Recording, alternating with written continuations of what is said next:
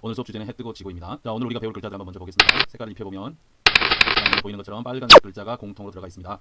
자, 이 빨간색 글자를 없다 막이라고 부릅니다. 이 빨간색 글자가 들어간 글자들은 일단 소리는 막으로 나고 그 다음부터는 모 그 다음은 모로 납니다.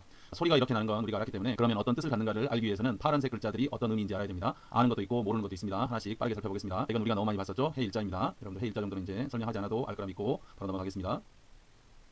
그 다음은 플러스 모양 두 개입니다.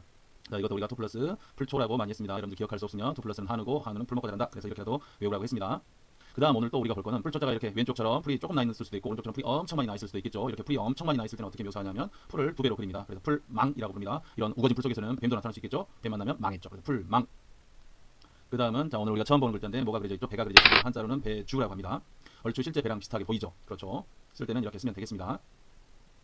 근데 각골문을 보면 이렇게 사다리 모양처럼도 보이는데 아마 뗏목이었겠죠. 가장 원시적인 배가 뗏목이라고 생각하면. 자, 그래서 여기서 우리가 알아야 될 거는 배주자를 다른 글자랑 쓸 때는 달월자가 아니라 달월자처럼도 씁니다.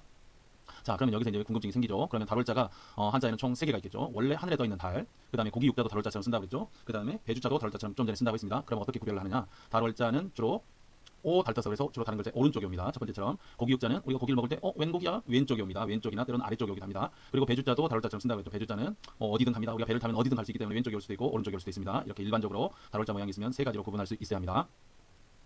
그 다음에 우리가 3월 초에 말했지만 해도 달도 모두 동그라니까 네모나게 쓴다고 했죠. 해가 제일 크니까 난 1등, 달이 2등. 근데 달도 자기가 1등인 줄 알았는데 2등이라고 해서 울어버려서 밑에가 지워졌다고 그랬죠. 그래서 달이 삐뚤어진다고 했고 삐뚤어져서 달을 위로하기 위해서 그래도 저녁에는 네가 1등이잖아 해서 이렇게 쓰면 우리가 저녁석이라고 한다고 했습니다. 자, 이건 암기의 차원이니까 꼭 여러분들이 외울 수 있어야 합니다. 그 다음 물 숫자 너무 많이 보고 있죠. 자, 이 모양보다는 자, 우리가 아래 똑똑똑 시옷 두 번째, 시옷 두 번째, 시옷 첫 번째 모양으로 쓸 수 있어야 합니다. 그 다음에 이거는 자, 오늘 처음 보는 거겠지만 집면이라고 합니다. 각골문을 보면 실제 집의 모습하고 똑같이 생겼습니다. 모양 변화도 거의 없으니까 여러분이 보면 쉽게 이해할 수 있을 거라고 믿습니다. 지붕과 양벽면과 천장을 그리는 거죠. 집면이라고 합니다. 그 다음에 마음심도 우리가 많이 봤습니다.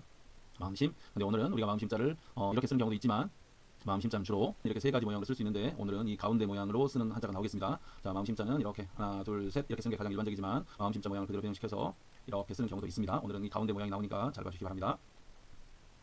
자, 작을 소자랑은 구분할 수 있어야 되는데 여기를 튕겨버리면 작을 소가 됩니다. 요거랑 구별을 잘 해야 되겠죠. 서로 다른 글자입니다. 자, 그 다음은 힘역자입니다. 우리가 힘이라는 건 사실 눈에 보이는 게 아니죠. 그래서 여러분들이 어떻게 하면 쉽게 외울 수 있을까 고민하다가 생각을 해봤습니다. 자, 힘력, 파워라고 하죠, 영어로는. 자, 우리가 힘은 이렇게 근육, 울퉁불퉁한 근육에서 나오죠. 근육에서 힘이 나온다. 자, 모습을 보면 자, 이렇게 알통에서 저 알통을 보면 힘이 나온다고 우리가 생각을 하게 되죠. 그래서 제가 생각을 해봤습니다. 힘은 근육에서 나오고 근육은 이 기역자 모양은 근육이라 생각을 하시고 근육에서 우리가 파워가 나오죠. 파워 이런 식으로라도 꼭 한번 외워주기 바랍니다. 간단하게 생겼으니까 물론 여러분 스스로도 외울 수 있겠지만 근육에서 나오는 파워 이렇게 외워주면 좋겠습니다. 자, 그 다음에 마지막은 자, 마지막 글자도 간단하게 생겼죠. 이렇게 생기고 이렇게 생겼는데 이 글자가 뭐냐면 천건자입니다. 천조각 의미하죠. 천건자.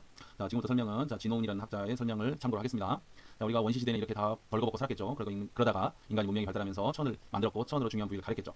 그래서 이렇게 양 다리 사이에 성기가 보이지 않게 이렇게 천으로 가리고 있다. 그래서 천건자를 이렇게 쓰지 않을까라고 여러분들이 한번 생각하면서 앞으로 이 모양이 들어가면 천건자라고 꼭 외워주기 바랍니다. 여기까지 여러분들이 거의 다 알고 있는 기초적인 한자들입니다. 새로 나온 거는 한 두세 글자밖에 되지 않으니까 꼭 집에서 완벽하게 숙지해 오기 바랍니다. 수업 시간에는 교실에서 이 글자들이 어떻게 새로운 의미를 갖는지에 대해서 한번 여러분하고 같이 생각해 보는 시간 갖겠습니다. 수업 시간에 뵙겠습니다.